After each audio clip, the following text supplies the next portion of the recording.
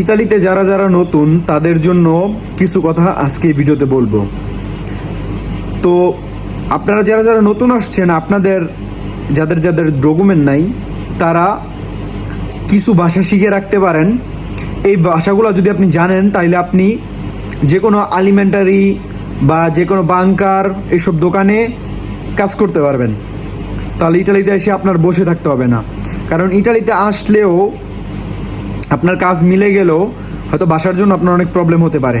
So আজকের ভিডিওতে আপনারা এটাই দেখবেন যে ইটালিতে কি ভাষাগুলো জানলে আপনারা যে কোনো আলিমেন্টারি বা বাংকারে কাজ করতে পারবেন।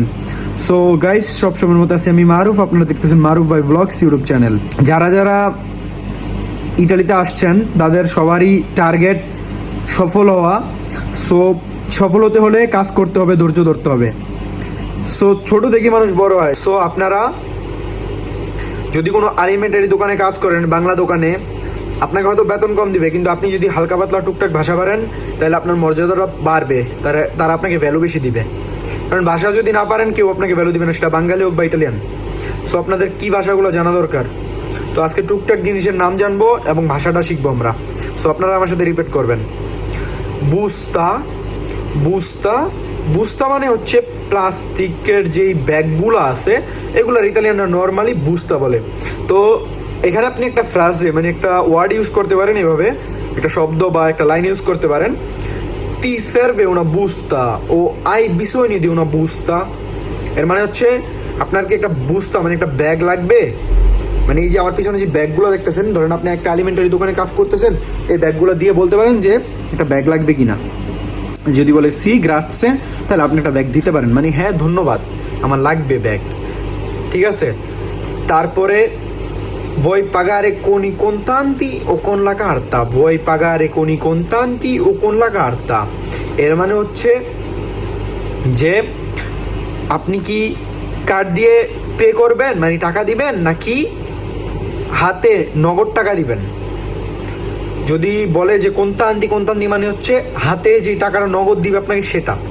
আর কোনলা কার্তা মানে হচ্ছে কার্ড, ব্যাংক কার্ড যেগুলো থাকে ওই কার্ডগুলো দিয়ে। ঠিক আছে। তারপরে আপনারা ইউজ করতে পারেন যে চাও hai bisogno qualcosa, hai bisogno di qualcosa। এর মানে হচ্ছে হাই, তোমার কি কিছু প্রয়োজন, তোমার কি কিছু প্রয়োজন। যদি বলে সি ho bisogno ma sto guardando, সি ho bisogno ma sto guardando। এর মানে হচ্ছে হ্যাঁ আমার প্রয়োজন, কিন্তু আমি দেখি একটু, বা আমি দেখতেছি। ঠিক আছে। তো এইগুলা নর্মালি ইতালিয়ান দোকানে বা বাংলা দোকানে আপনি কাজ করলে ইতালিয়ানদের সাথে বা যে কোনো মানুষের সাথে কথা বলতে লাগে। তারপরে আপনারা জিজ্ঞাসা করতে পারেন যে বাস্তা কুসি এর মানে হচ্ছে, মানে ধরেন সে একটা বোতল নিচ্ছে, একটা পানির বোতল, তো আর কিছু নিবে না। তো আপনি মনে করতেছেন যে আর কিছু নিবে না, এর মানে হচ্ছে বাস্তা মানে হচ্ছে আর নয়, আর কুসি মানে হচ্ছে এমন, মানে এমনই, ঠিক আছে, আর কিছু নিবেন না। তো এটা আপনি নর্মালি ইউজ করতে পারেন যে বাস্তা কুসি। তারপরে আপনি ইউজ করতে পারেন যে গ্রাৎসে মিললে, এটা তো আপনারা মোটামুটি জানেন অনেকে। গ্রাৎসে মিললে হচ্ছে আমরা যদি কাউকে সুন্দরভাবে অসংখ্য ধন্যবাদ জানাইতে পারি, সেটাকে বলে গ্রাৎসে মিললে। আপনি গ্রাৎসে মিললে ইউজ করতে পারেন। ঠিক আছে। সো প্রেগো মানে হচ্ছে যে, মানে আমরা ওয়েলকাম বলি, সেটাকে বলে প্রেগো ইতালিয়ান ভাষায় বলে। সো এইগুলো টুকটাক যদি আপনাদের জানা থাকে, আপনারা যে কোনো দোকানে কাজ করতে পারবেন। তারপরও নেক্সটে আমি সেকেন্ড পার্ট বানাবো এই ভিডিওর। ইনশাল্লাহ আপনাদের ভিডিওটা ভালো লাগবে আশা করি। আর ভিডিওটা ভালো লাগলে অবশ্যই চ্যানেলটিকে সাবস্ক্রাইব করবেন, ভিডিওতে লাইক দিবেন, কমেন্ট করবেন। আপনাদের কোনো মন্তব্য থাকলে অবশ্যই আমাকে জানাবেন।